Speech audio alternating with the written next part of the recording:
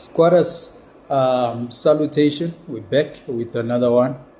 As we continue with this issue of Donald Trump signing the executive to accommodate our Afrikaners who are staying in South Africa, in his country, in America. This issue continues to be a concern for the following reason. These people, the Afrikaners, they know that they are comfortable here in South Africa. And they know that there's no other country which can give them such a privilege they have in our country. You know, they know that South Africa is number one. Another thing, I saw also on Orania representatives, they responded, they actually concurred with the sentiments of Afriforum and Solidarity movement that they are comfortable, they are fine. They are telling Donald Trump, no, buddy, we are fine here.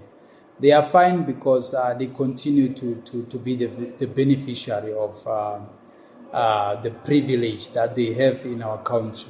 And I don't know how will Donald Trump feel, but I think by now he knows that Afrikaners are fine in South Africa. So whatever him and this other guy who lies all the time, Elon Musk, how they feel about this whole thing. Because Elon Musk is a guy who has been perpetuating lies about his own country. He must be ashamed of himself, by the way. No matter how rich he is, but he's such an embarrassment to South Africa, because this is the same guy that he is what he is because South Africa made him what he is. Actually, America is stealing our heroes. He's stealing our superstars, and they made them their superstars. They sell them their citizenship so that they can stay there and become American superstars. By the way, even if you can check, Obama is from South Africa, but they made him their own hero and they took him. They always do that. America always does that. They recruit African superstars who have got the potential, and they made them their own superstars. Even if you can check artists from America, you talk about Rick Ross, you talk about Snoop Dogg, you talk all those rappers, DMX, many of them, even Tupac, he is an African, he was an African. Those are our African people who are lost, or who are lost somewhere there in America, who are stuck there because of the migration issues and all of that. They are not Americans, those people. They are our people. Rick Ross is an African. He's not an American.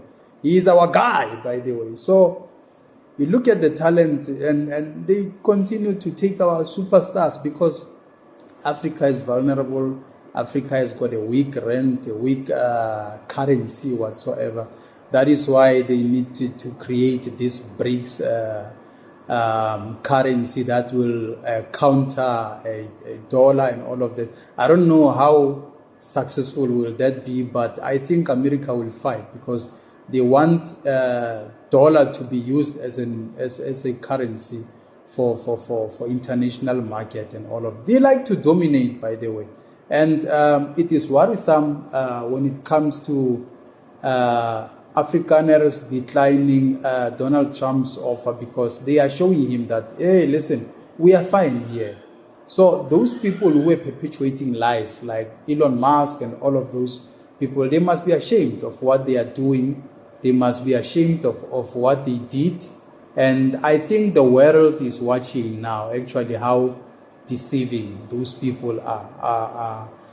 Because when someone says I'm in trouble and you offer them some help and they say no, they are fine, it must raise a red flag. It's a red flag to you that, oh, this person is crying foul, but when I try to help, they say they are fine. It's a concern. It's a concern. And also in South Africa, like I always say, that I'm very much worried about this democracy thing that we call. It's just a window shopping, because how did we get to a point where we have some sort of a group of Afrikaners choosing a certain spot to say they want to live there as Afrikaners only, and they don't want any other ethnic group? I mean, if you are black in South Africa, you can't stay in Orania. It's a fact. You can't stay there. You can be maybe a housekeeper, or you know, those lousy jobs that they don't really recommend as jobs that will pay you a good salary. Maybe you can be a gardener there, or a housekeeper, or a salesman or something, but you will never stay there as a resident. When you are black in South Africa, you can't stay in Orania.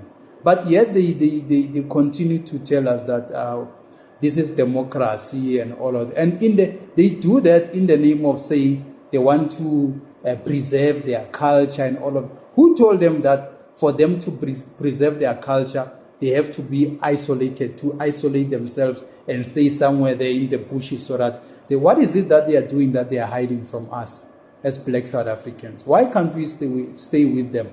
Why don't they? You know, it shows such an embarrassment that these Afrikaners, they have not really accepted democracy.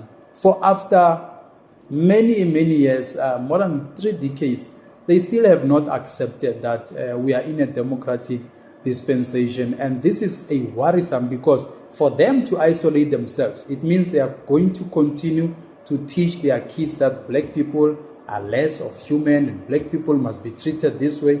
Black people can only be waiters. Black people can only be gardeners, housekeepers, and they themselves, they are bosses. You know, they are in charge. They are bosses there. They own the land. They own farms and all of that. It's just a concern because they are perpetuating apartheid. If you ask me now how I feel about Orania is a racist place where they are perpetuating the apartheid legacy there. They want to maintain that apartheid legacy so that they stay in control. They want to perpetuate that, to even plant that seed to their kids, so their kids become young racist kids. And when they see black kids, they see, what they used to call us. So it's a concern that all these things happens under the ANC government. You know, as useless as they are. Mandela said he wants a rainbow nation and all of that. And when he got out of his position, his successor, Thabo Mbeki, didn't really push that mandate. And I think Thabo Mbeki didn't have an interest in this whole issue. He didn't really care. That's why this thing continued. And even when Zuma came, it continued. And now it's Ramaphosa, it's still continuing. Who is going to break that ice to say, hey, listen, we can't have some sort of smallanyana state here and raising apartheid flags there, and they even demanded their currency and all of that. That is racism. That is I don't understand these clever blacks who claim to be scholars and all of that. They ignore that issue, push it to the side in the name of democracy. Say, no, it's democracy. Anyone can. Tina Eskuluma is vernacular. We get criticized when we say, hey, Orania is a racist place. I will never visit that place because it's a racist place. It has got all the bad memories to me. If I visit Orania, I will be traumatized again. I will think about apartheid. I will think about what white people did to our fathers and forefathers back in the 60s, 70s, and 80s. It's a traumatic experience when you see an environment where you feel like you are in 1985 environment where Pretoria was Transvaal. You see where there was racism all over. You're too scared to say, hey, somebody can ask for a dump pass when you are walking on the streets. You're not supposed to walk in white areas alone. If you are black, police will stop and ask you where you're going and escort you and all of that. I don't know. I'm very much worried about racism. By the way, I think people a lot of people are not aware that in America, racism is worse than South Africa. Black people in America get shot by the police for no reason. You remember George Floyd and many of them. When you are black in America, they call them African Americans. You get, your life doesn't matter. That's why there was this movement, Black Lives Matter and all of that. So racism in America is the worst, is horrible than in South Africa. At least in South Africa, we can manage to control it. We can speak freely. We can challenge it, and all of that. There in America, it's worse. Black people get killed. Like their life doesn't worth. So it's so worrying. It's worrisome. I don't know. It's so concerning to see Donald Trump and his friend. When you know, if you look at this Donald Trump and Elon Musk thing, you'll think about Jacob Zuma and the Guptas. I think Elon Musk is capturing Donald Trump, is controlling Donald Trump, and that is the biggest mistake that Donald Trump could ever make, and he is bound to fall. That is going to be his downfall if he continues to listen to that man, Elon Musk. The chances that he might not finish his term are very high. I don't know, Squatters, maybe you'll have a different view, but it's a good sign for the Afrikaners to show Donald Trump that we are not there yet. Wait. We are not there yet. We are still comfortable. We like it this way. In South Africa, we are still comfortable. We are cruising. So don't call us. We don't want to go to America because America is a little bit, harsh for us. And so we are comfortable. We are cruising here. And mind you, 3 organizations, Solidarity, Afriforum, and now Orania, what organization that. So you can see that, listen, these people are comfortable. So why do you want to cause chaos? Why do you want to spread misinformation that people are suffering in South Africa? Afrikaners are having the best lives more than black people in South Africa. They have a privilege. They have preferences. Everywhere they go, they have preferences. They own big hectares of land. No question about it. No one is questioning anything. They are so comfortable, these people. They own big houses. They've got access to everything. They accumulate. Nothing was ever taken from them that they took from our forefathers. Their land and everything, tractors, nothing was ever taken from them. They still own those things. They are comfortable. So why do you want to take them away? It's a question. Why Donald Trump do you want to take them away? And Elon Musk is talking crap and is sitting there in America there. He's talking a lot of nonsense. Even his father tried to call him into order. His dad, Elon Musk, said, listen, let me organize a meeting, a conference call with you and the president, because I can see, my boy, you are actually getting out of line. He's dead. Tried to arrange a conference call between him and President Cyril Ramaphosa, because he could see that his son is now off-ramping now. He must stop doing that. Elon Musk must stop doing that, because when America turns its back against him, he's going to come here running in South Africa. Then he will expect us to welcome him. He must just sell his citizenship and stay there permanently once and become an American, so he can talk a lot of crap, so we don't associate him with South Africa. Because now, whenever he talks nonsense, then they say, look, a South African guy from South Africa. Look what he's saying about his own country. It's so sad, embarrassing. He must be ashamed of himself. I don't know, Squatters, maybe you'll have a different view, but this is how I feel that as much as the Afrikaners have told Donald Trump where to get off, it's like somebody's just showing you a middle finger, but without even raising their hand to make a signal of a middle finger, and shame to you, Donald Trump. You must be ashamed of yourself, because when you try to help people who don't need help, they tell you that, no, we don't need help. We are fine here. What the heck is going on? We are fine here. Why are you raising unnecessary alarms? We are fine here. We still own the land. Nobody said they're going to take the land, but we're going to share. They know that we're going to share. We're going to have to share. We must share. The land is too big.